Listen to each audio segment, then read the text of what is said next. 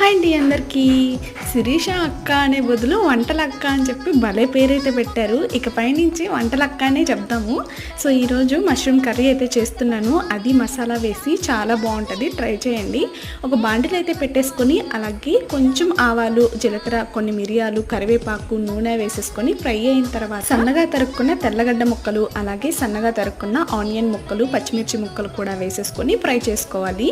ఇవి 2 పార్ట్స్గా అయితే పోస్ట్ చేస్తాను, ఎవరు మిస్ అవ్వకండి. ఆనియన్స్ ఫ్రై అయిన తర్వాత అల్లం వెల్లుల్లి పేస్ట్ కూడా వేసుకొని మంచి స్మెల్ వచ్చాక టమాటా ముక్కలు కూడా వేసుకొని కొంచెం ఉప్పు, అలాగే పసుపు, కారం కూడా వేసుకొని అన్నీ ఫ్రై అయ్యేంత వరకు మంచిగా కలుపుకోవాలి.